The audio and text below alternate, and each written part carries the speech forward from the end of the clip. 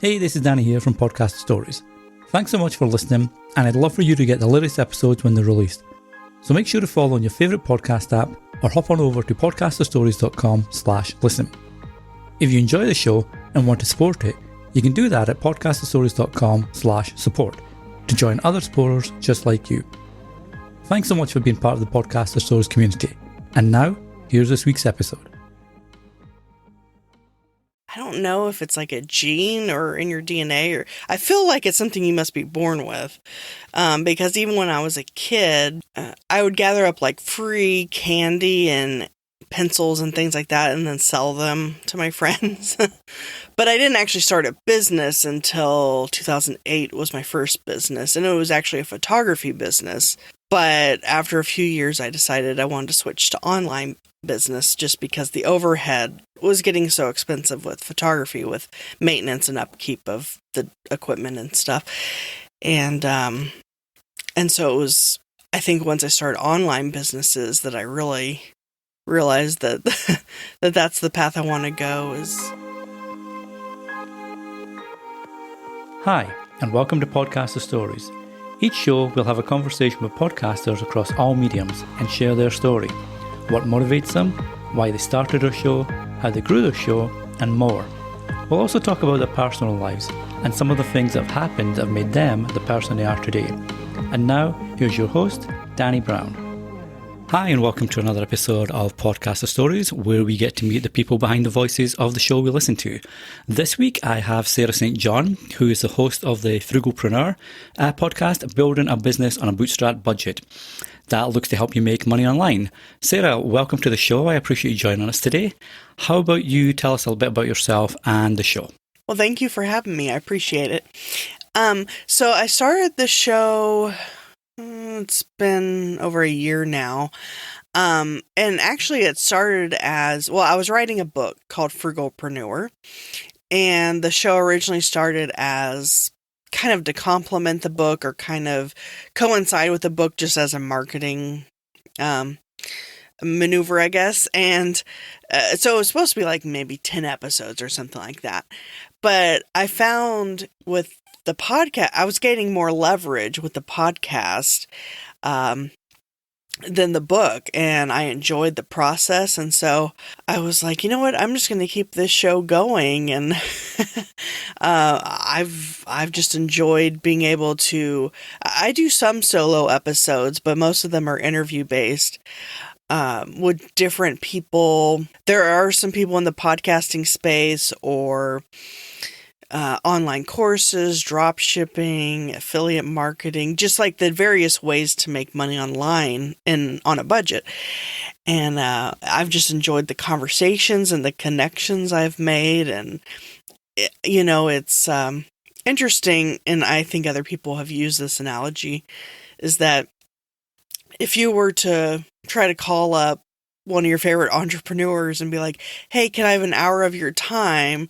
Either you won't hear back or you'll get a no, or you'll get a sure, this is how much it costs. But with a podcast, you say, hey, can you jump on my podcast?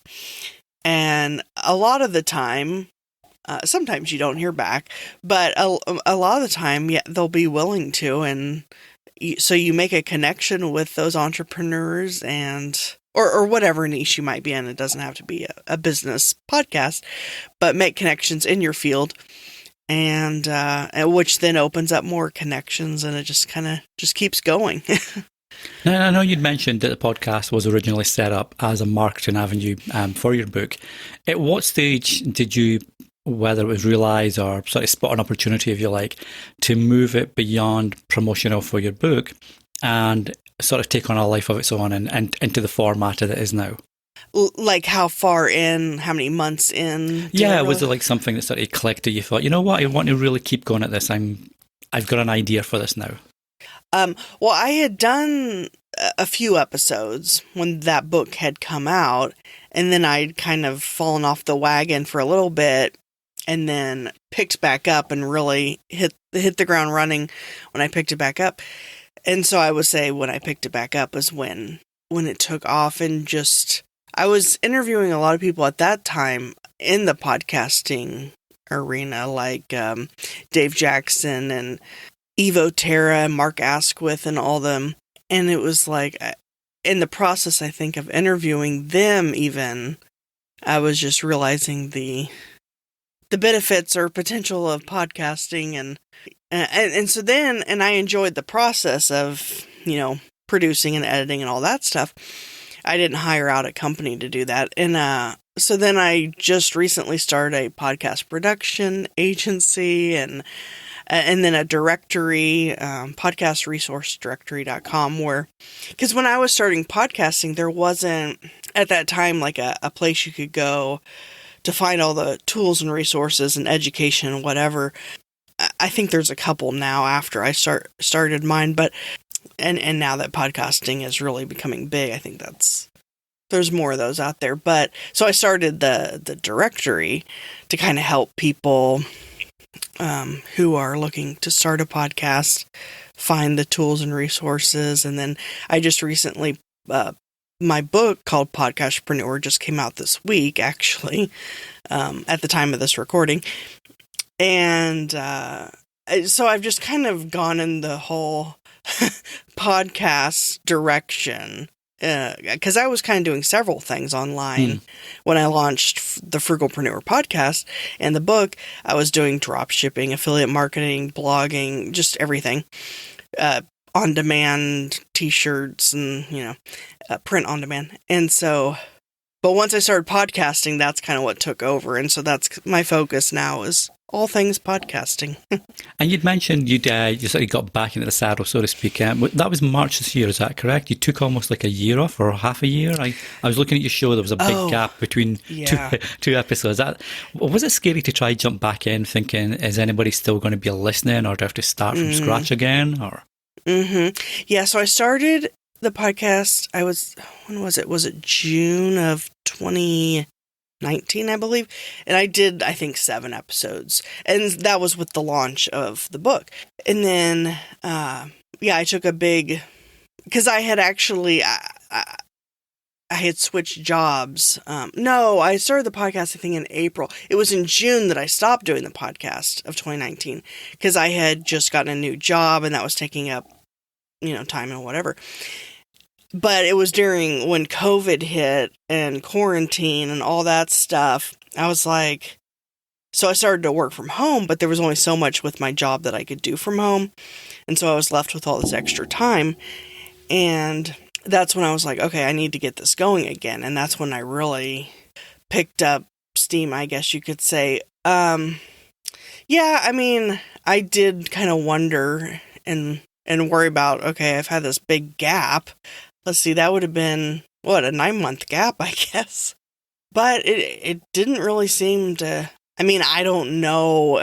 Unfortunately, it's hard to know how many subscribers you have. So I'm not sure if some of them had unsubscribed or what. But yeah, I was a little nervous about it. But once I got in the routine of doing it, because during the whole quarantine process, I had recorded a whole bunch of episodes. I still have a backlog all the way into next year. Wow. And so it's been, because I had all that extra time and to build up that backlog, I've been able to be consistent now. So, but yeah, I didn't really have any issues with jumping back in other than just wondering if, No, so I was just going to say, like you mentioned, you jump back in, and the show's been going over a year now, April. So I guess it's about 14, 16 months, something like that. Has the experience lived up to your expectations? Because I know, as you say, you've kind of taken it on more seriously, for want of a better description, since the pandemic, since COVID, since March. So has it lived up to your expectations, or what's been different from what you may have expected going into the whole podcasting medium? So back when I started it, in April, I believe it was, of 2019, I had gotten, I was getting LinkedIn messages and all this cool interview, or I love this podcast, and people I didn't even know. And so people didn't really say that with the book. I had reviews, but other than that, people weren't personally contacting me and being like, oh, great book or anything. So I knew even at that time that there must be something to this podcasting thing. But then when I picked it back up in March of 2020, so I kind of knew what to expect as far as I knew at that point that podcasting was going to, do more for me than a book or whatever. And it's exceeded, I think, my expectations even from them. I guess just the sheer number. I think I have, 62 or 63 episodes now, whereas before March of this year, I only had 7. So, because I had so many recorded that I started like putting out one a day for a while there, and now a couple a week. And, so yeah, I still get like, LinkedIn messages or, sometimes Facebook or emails or whatever, just people that I have no idea who they are, didn't know them beforehand, like finding me, because I guess Apple or these different directories are search engines, and and maybe word of mouth. I don't know if people are sharing it or what, but yeah, it seems like, well, it's certainly not viral by any means, though I think people can definitely go viral with podcasting. I don't know if it's as common now as it was, a decade ago, because of, everybody knows what podcasting is now. I wouldn't say everybody has a podcast, but, so there's just so many more podcasts than there was a decade ago. So I think for one individual show to go viral is not, likely at this point, but still, like, the ability to be found and shared, and I just feel like it reaches people quicker and easier than a book or whatever other content you might produce, like a blog, maybe. I know a lot of people, while I've spoken to them or I've seen them post online about the whole podcasting experience, I think it's so attractive, if you like, because it is a one-to-one experience. Basically, it's a voice or two voices, or maybe even 3, but it's a voice in your ear. So you're very attached to what's going on. It's not like you have to concentrate on a video on YouTube or, a video course that you're taking online or something. So I think that definitely helps, with that connection that you mentioned and the networking that you can do that arises because of that. Yeah, definitely. Because with podcasting, you can multitask, so to speak. Like, you could be driving or doing the dishes or even mowing the yard, maybe, if you have it really turned up loud, because it doesn't involve your eyes, whereas reading or watching a YouTube video, all that involves your eyes, so you can really only focus on just that. So I think podcasting is so big because people can multitask during it. They don't have to use their eyes, and so they have more time. And so they could listen to an hour-long podcast because of their commute or whatever. Like a YouTube video, they maybe only have 5 minutes or something to dedicate, or like a blog, maybe just scroll through.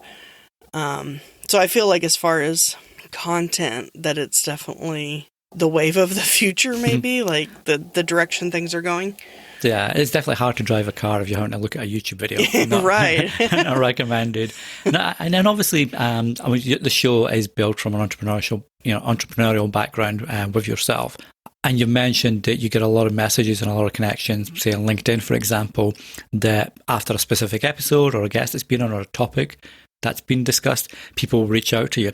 How's it been for you? How's your show been for you when it comes to building your own network and leads and opportunities? As you mentioned, your specific niche is helping people make money online. It's $100 a month, I think, is the sort of mantra, the tagline, if you like, right? So how's it been for yourself personally to grow that business for you, that expertise? Well, I think people just really appreciate like all the tools and resources that I mention, because it saves them a lot of time from having to search for that stuff themselves. And yeah, I think growing an email list is important. And I have a resource page on my website, And that's one way to make money is through affiliate marketing.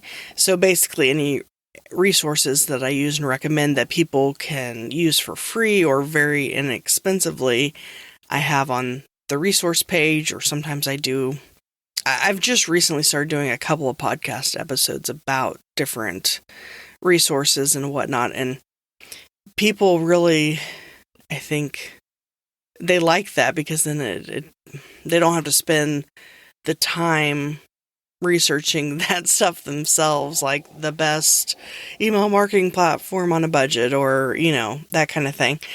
And so I think people just appreciate that, even if it's something that's free and I'm not going to make any money or whatever off of, and not everything that I recommend even has an affiliate program. I don't really care whether or not I make the $5 or whatever it is, I just enjoy helping people and get started with an online business quicker and easier than. I learned all these things while I was doing different online businesses. So then I wrote the book and started the podcast on it. And then in the process of writing the book about it, I learned how to self-publish a book. So then I wrote a book on that. Mm-hmm. And then when I started the podcast, so now I wrote a book on podcasting. So it's kind of like I learn how to do something the most efficient way, in my opinion, or the most affordable way for sure. And then pass that along basically through my podcast or another book on the topic or something like that. And I'm planning on doing a podcasting course as well sometime later this year. So, yeah. Busy. Yeah. And what is it about entrepreneurship? Because you mentioned you've got 3 books currently. You've just released Podcastpreneur, but you've also had Offerpreneur and Frugalpreneur. Mm-hmm. Have you always had that entrepreneurial mindset, or what was the thing? If you had like a normal job, if you're like a 9 to 5 beforehand, what was it that moved you from there into what you're doing now and where your focus is now? Mm-hmm. I feel like, I've always had an entrepreneurial. I don't know if it's like a gene or in your DNA, or I feel like it's something you must be born with. Because even when I was a kid, I would gather up like free candy and pencils and things like that and then sell them to my friends. But I didn't actually start a business until 2008 was my first business. And it was actually a photography business. But after a few years, I decided I wanted to switch to online business just because the overhead was getting so expensive with photography, with maintenance and upkeep of the equipment and stuff.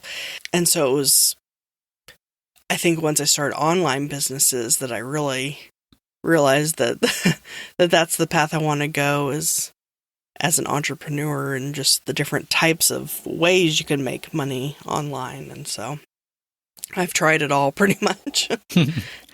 Now, as you mentioned earlier, your show is a mixture of solo episodes and episodes where you've had guests on across different kinds of, expertise and different content and entrepreneurship.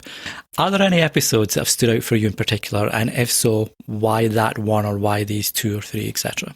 One episode that I really enjoy, and I enjoy them all to some degree, obviously, but was the one with Christy Wright. She actually works for Dave Ramsey. And I especially like that one because it was specifically about starting a business and on a budget. It wasn't like specific to podcasting, or it wasn't a specific niche. It was kind of more broad or general, but about the steps to take to launch a business and to do it on a budget. So I really enjoyed that one.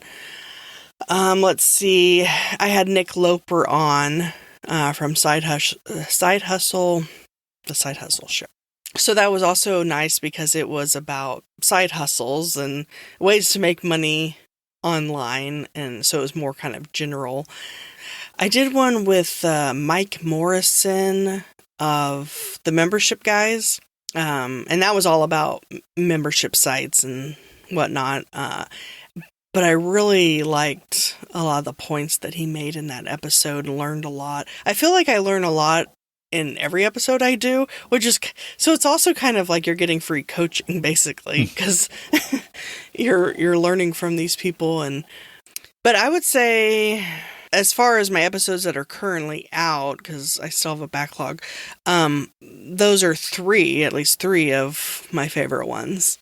And I think it's like you say, it's cool that you can get access to all these, cool minds and experts across various, ways to, earn income online, and you can find one that really suits your drive or your niche or what you're interested in, as opposed to like just throw everything at the wall and see what sticks. No, I'm actually going to take the guidance or the tips I got from episode 27, for example, because that's what I feel will really work for me. And I think that's a really cool approach with your show, where you have all these different people from all these different, walks of life and what they've done to help people. And especially with this pandemic, I think I know people are really stressed and worried about what's happening next, and that also affects, where's my next paycheck coming from?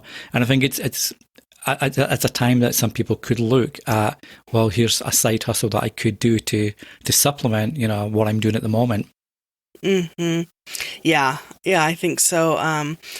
It's like the podcast that I have, it's niche because it's about, building a business on a budget, but it's also within that, it's kind of broad in general because I don't cover one specific area. I try to have podcast episodes about the various ways and, and connect with an expert basically in whatever field I want to cover. Like I did a whole week's worth on self-publishing. I've done several on podcasting. I did that membership site episode. I did, let's see, I have one coming up about web design. And so anyway, just different ways people can make money online. I like the fact that I'm kind of trying to hit on all the different ways, not just one or two specific ones. And to that point, you'd mentioned that you're looking at sort of branching the show off a little bit to, you've got podcasting course, for example. You've got the web design that you mentioned. So what are your goals for the show? Are you going to keep a similar format? Are you doing spin-offs? What's your plans for the show? So I have so many episodes about podcasting, so I actually took all those episodes and created a separate show called Podcastpreneur to go along with the Podcastpreneur book. But all the shows on that. So basically it's just my show repurposed. It's all the podcasting episodes from Frugalpreneur put into the Podcastpreneur. And then I did the same thing with Authorpreneur podcast that goes along with that book. And there's maybe like 10 episodes on that one, but so I've kind of repurposed the podcast in that sense so that if people are looking specifically for podcasting or self-publishing, all those particular episodes are in a different podcast. But of course, the main podcast is Frugalpreneur. And I don't know, because I think I'm going to stick with that format in that show. But sometimes I think about just going straight into Podcastpreneur, but just because I'm so focused on podcasting in general with the production agency and all that, but I feel like I can still do that with Frugalpreneur. But I think in 2021, I'm at least going to have more solo episodes, because I think I only had probably no more than a handful so far in 2020. And so I think that's going to be one change or shift, is to have more solo episodes in addition to the interview style. And I know, you just mentioned it there, you've got various different angles of podcasting, what you can do with your podcast and how to break it off into different, subcategories. And again, it always goes back to have multiple income streams, so if one goes away, you've always got 5, 6, 7 to fall back on. So if there was a podcaster or someone looking to get into podcasting and ask for one piece of advice from you to get started, whether it's to follow yourself in your niche or their own niche or whatever, what would your advice be from the lessons you've learned and what you're taking from them moving forward? Let's see. Well, I would definitely invest in a microphone. Some people just use their phone. So I have a ATR 2100 I know they just came out with a new model that supposedly isn't as good, which seems kind of weird, but so maybe a Samsung Q2U would be another option. And those are like, 60 or $80. So definitely invest in a microphone and headphones of some sort. I don't know that the brand matters on that, but just so that there's not the echo or whatever, the sound isn't coming out of the computer. So I would say to make sure you invest in a couple of pieces of equipment, and then of course you need to get a host. I currently use Captivate, which I've really liked. I also recommend Buzzsprout. I think they're pretty good. I started with Spreaker because they had like the free plan, and then I got up to the $7 plan, but I don't know. I switched to Captivate, and I like their interface better. It's easier, I think, to manage, especially if you have more than one show. But yeah, and at least try it out. I mean, because aside from the microphone, and people obviously already have a computer, and they probably actually already have headphones, or even earbuds, I guess you could use. So you could start a podcast for under $100, and I would say try it out and at least experiment with it, and you haven't lost a lot of money. But yeah, and then I would use, if you're doing an interview based show, to go onto sites like podit.net and podmatch.com, and there's another new one, podbooker.com. Those are my three favorites as far as being able to find guests and even to be on their shows, because I think it's important to, in addition to having your own show, to be on other shows, because a lot of people think, well, I have my own show, why do I need to be on other shows? But it's like, that's, as long as you're going on a podcast that's in your niche, then that's a targeted audience, and if they're already listening to a podcast, then they're likely to maybe check out your podcast, and so it just makes sense.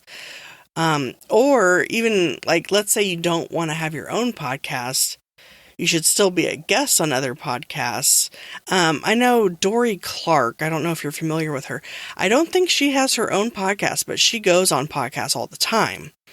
And so that's an example of a way to boost your business, get more exposure by using the power of podcasting, by going on other podcasts and still not even having your own.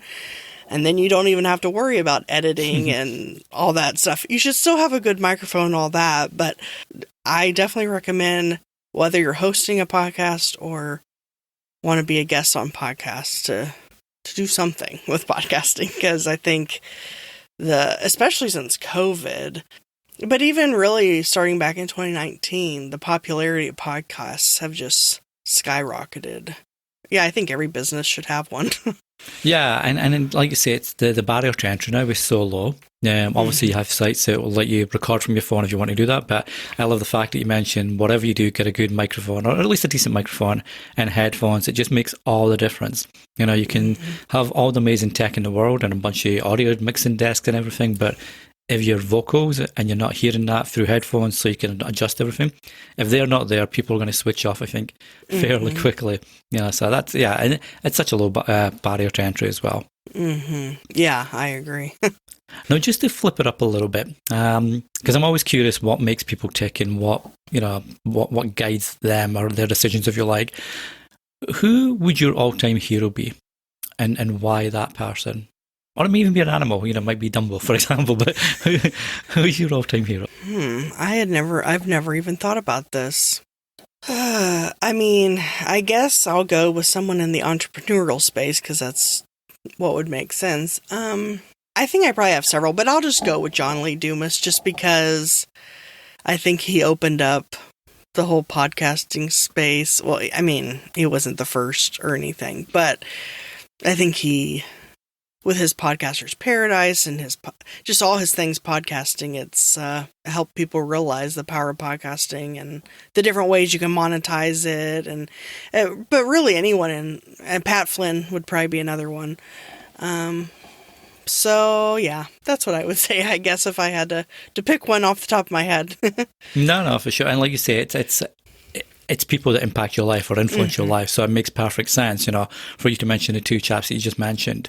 Sarah, this has been like really, a real enjoyable chat. I think, as you mentioned, it's such a good time, if you like, or an opportune time for people to start thinking about ways to make money online, and even to, start off slow but look maybe long term, that could change their complete future into, being an entrepreneur like yourself that looks at different avenues of income and things that really, get you up in the morning and want to do well, etc.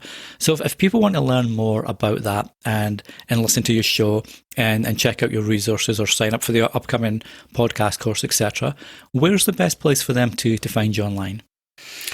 So I actually have all three of my books available for free, a PDF version, at thesarahstjohn.com/free. Currently, my first two books are on there. The third one just came out about podcasting, but I'll put it up there before this episode goes live. And then, I'm on social everywhere at the Sarah St. John. And then if people are looking for editing, like they already have a podcast, or maybe they're going to start one, but they don't have the time or whatever to edit and produce and repurpose and all that. My company is podseam.com, PODSEAM, and then the podcastresourcedirectory.com, which has a growing list of resources to get started. And then, when the course comes out, I'll have that on my website as well at thesarahstjohn.com. Okay, awesome. And I'll be sure to drop all these links into the show notes. So if you're listening on your favourite podcast app, make sure you drop into the show notes and click through to the ones, to check Sarah's work out. So Sarah, as I mentioned, I really do appreciate you coming on today. And I enjoyed the information you shared with us. And I know people looking to do stuff will, definitely be interested in the episode for sure. So I appreciate your time today. Thank you. Well, thanks so much for having me. I appreciate it. Okay, so this has been another episode of Podcaster Stories. If you enjoyed this week's show, be sure to share it with someone that you feel may gain value from it. And you can find it on all the main podcast apps like Google Podcasts, Apple Podcasts and Spotify, or hop over to podcasterstories.com where you can catch all the latest episodes and sign up for the newsletter. Until the next time, take care and be safe.